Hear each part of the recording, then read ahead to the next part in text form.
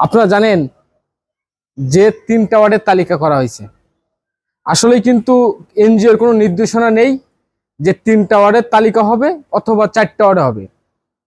এনজিওর কর্মীরা যে কথাটা বলল যে যেখানে ক্ষতিগ্রস্ত পরিবার সেখানে তালিকা করা হবে, তাহলে 1 নম্বর ওয়ার্ড, 2 নম্বর ওয়ার্ড, 3 নম্বর ওয়ার্ড, 6 নম্বর ওয়ার্ড, 7 নম্বর ওয়ার্ড, 8 নম্বর ওয়ার্ডের ঝুলন্ত পড়ার মানুষ কি অপরাধ করলো? এখানে কি ক্ষতিগ্রস্ত হয়নি? শুনে আসুন বিস্তারিত। আপনি আমাকে বলেন যে 3টা ওয়ার্ডে কি ভাগ করে দিয়েছেন কিনা?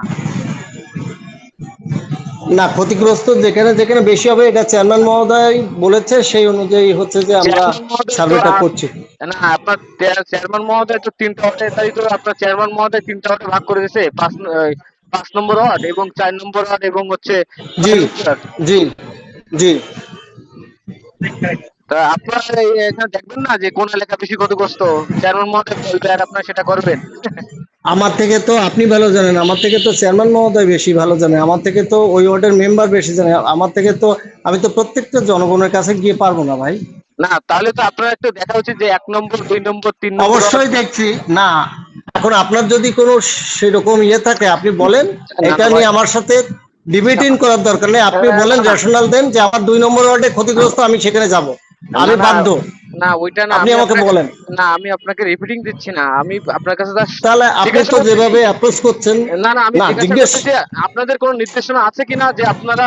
না না, আমাদের কোনো নির্দেশনা নাই। যেখানে ক্ষতিগ্রস্ত শুনলেন তো, তাদের বক্তব্য স্পষ্ট।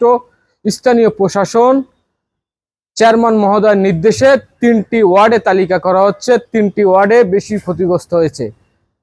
আমার প্রশ্ন আপনাদের কাছে যে সুতারখালী 1 নম্বর ওয়ার্ড, 2 নম্বর, 3 নম্বর ওয়ার্ড, 8 নম্বর ওয়ার্ড, 6 ও 7, আসলে এই অঞ্চলের মানুষের কি কোনো ক্ষয়ক্ষতি হয়নি? যদি হয়ে থাকতো তাহলে চেয়ারম্যান এমন একটা নির্দেশনা দিতে পারতো না যে যেখানে শুধু 4 নম্বর ওয়ার্ড, 9 নম্বর ওয়ার্ড এবং 5 নম্বর ওয়ার্ড পাবে। এনজিওর নতুন তালিকা, সুশীলনের তালিকা। 8 নম্বর ওয়ার্ডবাসী কি অপরাধ করলো? আমার 1 নম্বর ওয়ার্ডবাসী কি অপরাধ করলো? আমার 2 নম্বর ওয়ার্ডবাসী কি অপরাধ করলো? 7 নম্বর ওয়ার্ডবাসী, 6 নম্বর ওয়ার্ডবাসী কি অপরাধ? এই প্রশ্নটা 8 নম্বর ওয়ার্ডবাসীর সকল জনগণকে জানা উচিত। 1 2 3 4, 5 নম্বর ওয়ার্ডবাসী পেয়েছে, 4 নম্বর ওয়ার্ডবাসী পেয়েছে, 9 নম্বর ওয়ার্ডবাসী পাবে, তাহলে আর 6টা ওয়ার্ডবাসী কি করবে? আপনারা এনজিও কর্মীর মুখে নিজেই শুনলেন যে স্থানীয় চেয়ারম্যানের নির্দেশে এই তালিকা করা হচ্ছে, তাহলে আপনারা তো ক্লিয়ার, স্পষ্ট। গভীর মিটিং, গভীর রাতের যে আলোচনা, গভীর রাতের মিটিং এ সিদ্ধান্ত নেয় 3টি ওয়ার্ডকে এই সুযোগ সুবিধা দেবে, 3টি ওয়ার্ডের মানুষকে সুযোগ সুবিধা দেবে।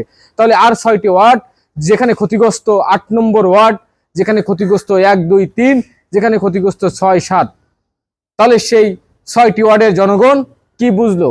আপনাদের 6টি ওয়ার্ডের জনগণের কাছে প্রশ্ন রাখতে চাই, আপনারা এই ঘটনার পরে স্পষ্ট যে চেয়ারম্যান মহোদয় কি করে নির্দেশ দেয়? উনি তো বলতে পারতো যে আমার ইউনিয়ন পুরোটাই ক্ষতিগ্রস্ত, সব জায়গায় হোক, কিন্তু না, 3টা জায়গায় দিছে। তার প্রমাণ সম্মুখে আপনাদের তুলে ধরলাম।